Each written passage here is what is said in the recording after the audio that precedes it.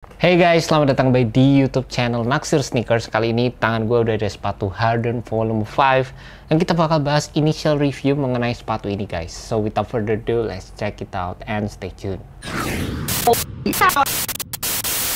Gila sih James Harden kali ini ya di season NBA yang sekarang ini. Wah, banyak banget masalah. Dari yang pertama dia itu pengen request untuk pindah, berat badan yang tiba-tiba kayak naik banget, sekarang terus jadi kurus. Parah sih James Harden. Yap, merupakan salah satu pemain terbaik juga, offensive player terbaik maksud gue. Dan sekarang dia itu, kalau gue bisa bilang ya, dia itu udah capek main di Rockets karena udah bertahun-tahun kalah terus. Sekarang ngebentuk tim baru, Big Three. Jadi ada Kyrie Irving, KD, James Harden. Dan menurut gue merupakan salah satu tim yang secara offense ngeri banget guys. Gue pengen ngebahas NBA sedikit. Kalau kalian fans dari Harden, gue penasaran sih tim Nets kalau ketemu Lakers gimana, siapa yang menang ya. Gue penasaran banget, kalian bisa komen di bawah. Dan kalau menurut gue pribadi sih, gue tetap jagoin tim jagoan gue sih, gue tetap jagoin Lakers. Jadi gimana pendapat kalian, gue penasaran banget. Dan kali ini kita bakal bahas sepatu Adidas Harden Volume 5. Ini merupakan sepatu Harden yang kabarnya itu didesain oleh yang dulu itu dengan desain sepatu Why Not Zero Line. Jadi yang desain sepatunya Russell Westbrook. Nah, dari segi looks sebenarnya funky banget, kayak gini ya, warna-warni dikit. Tapi sebenarnya gue suka banget sama desain yang ada di sepatu ini guys. Dari segi desain menurut gue tuh cukup menarik karena sepatu ini sebenarnya ngingetin gue kayak sepatu Yeezy juga. Sini gue ada Yeezy. Yap, ini Yeezy 350 menurut gue tuh kayak mirip gitu guys. Jadi bener-bener kayak versi basketnya sepatu Yeezy 350. Jadi secara looks jujur aja buat gue sih keren banget. Dan beberapa dari kalian yang sempet nanyain sepatu basket yang cocok dipakai buat casualan, ya ini bisa jadi salah satunya karena memang bentuknya yang slim dan bener-bener casual banget sih. Nah, yang cukup menarik dari sepatu ini dari segi teknologi, ada beberapa implementasi teknologi baru dari Adidas juga yang taruh di sepatu ini. Dan sebelum kita bahas ke teknologinya, sepatu ini dijual dengan harga retail Rp2.099.000 guys.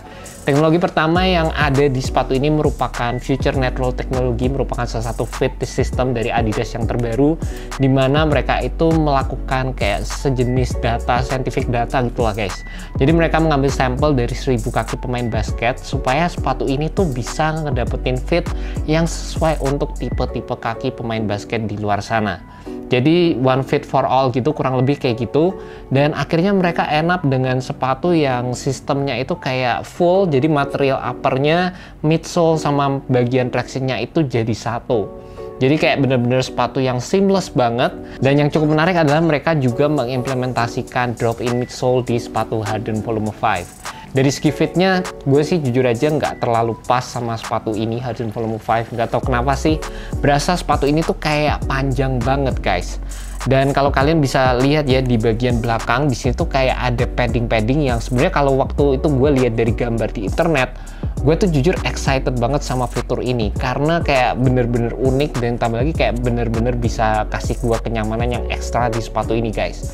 Tapi ternyata setelah gue cobain, gue itu nggak terlalu suka sama implementasi dari paddingnya Adidas yang sering banget ngasih rongga di bagian tengah sini. Gue nggak tahu kenapa sih.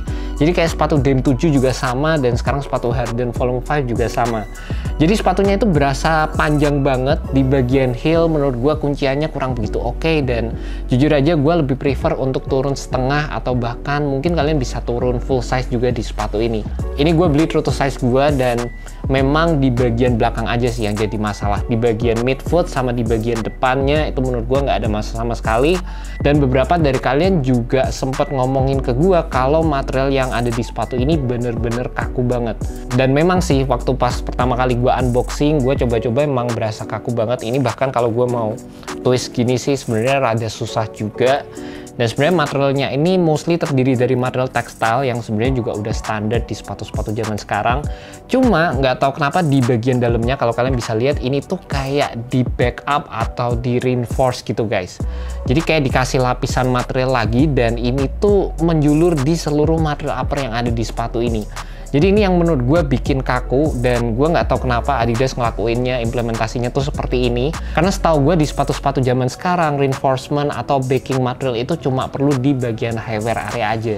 Jadi bagian toe itu biasanya udah fix ada, terus di bagian samping, di bagian eyelid itu ada, atau mungkin bahkan biasanya di samping sini, tapi biasanya juga nggak diimplementasi ke seluruh material upper yang ada di sepatunya juga guys. Jadi memang sepatu ini rada cukup unik, dan jujur aja mungkin kalau buat gue sendiri, untuk fleksibilitas dari materialnya, gue berharap material ini bisa break in time, dan buat gue sebenarnya gue masih bisa tolerate sedikit sama material yang digunakan di sepatu ini. Cuma gue ngerasa dari segi fitnya aja yang sebenarnya bener-bener perlu kalian perhatikan. Dan di samping itu, waktu pertama kali gue unboxing sepatu ini tuh berasa cukup berat guys. Jadi memang sedikit berat dengan sepatu-sepatu versi low cut yang kemarin-kemarin udah sempat gue review.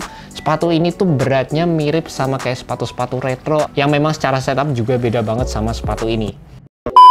Oke guys, kali ini gue pengen ngebandingin sepatu Harden Volume 5 sama di sini ada Diros 11.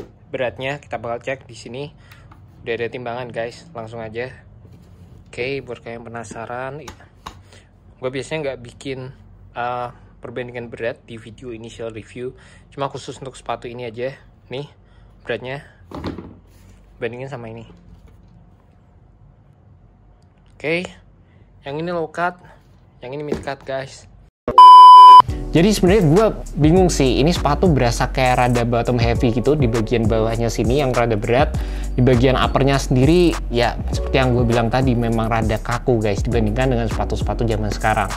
Jadi ini merupakan salah satu setup yang cukup menarik dari Adidas. Entah gue nggak tahu baik atau buruk, mungkin setelah dicobain ada sensasi yang beda, tapi secara first impression ini gue ngerasa kayak ya nggak tau lah guys. Untuk bagian midsole-nya juga seperti yang gue bilang tadi, sepatu ini menggunakan drop-in midsole yang ini terdiri dari kombinasi dua cushioning andalan Adidas, yaitu Boost dan juga Like Strike. Mungkin gue bisa coba untuk tarik bagian midsole-nya, tapi ini susah banget. Yap, gue nggak bisa tarik guys, sorry aja. Jadi gue bakal masukin gambar di bagian bawah, kurang lebih bentuknya kayak gitu. Dan sebenarnya itu merupakan setup yang gue suka banget, dan setup yang gue bener-bener enjoy di sepatu-sepatu Kobe pada sebelumnya. Cuma di sepatu ini entah kenapa implementasinya memang dibikin sedikit beda, dan memang kurang begitu kerasa dari segi cushioning setupnya sendiri. Jadi jujur aja nggak seperti apa yang gue bayangin. Boost itu biasanya memberikan overall underfoot feeling yang enak banget, nyaman, dan juga Like Strike memberikan komposisi cushion yang bener-bener ringan dan juga responsif. Di bagian forefoot menurut gue cushioningnya itu nggak begitu kerasa. Kalian masih mendapatkan setup yang sebenarnya mirip banget sama Harden Volume 4. Kalau kalian suka dengan sepatu Harden Volume 4, sepatu ini menurut gue di bagian forefootnya masih dapat memberikan sensasi yang sama. Jadi di bagian depan sini kalian mendapatkan banyak banget court feel, dan di bagian belakang kalian bisa ngerasain sensasi boost yang minim banget guys kalau kata gue. Meskipun minim, tapi gue juga ngerasain sensasi boost yang ada di sepatu ini masih lebih oke dibandingkan dengan Pro Boost Low yang kemarin udah sempet gue review. Tapi buat gue jujur aja gue bingung banget sih. Gue ngelihat bagian midsole-nya ini juga bener-bener kayak dikasih material yang kaku. Seluruh build dari sepatu ini sebenarnya kaku banget sih. Gue bingung nih. Gue bener-bener bingung sih sama sepatu ini.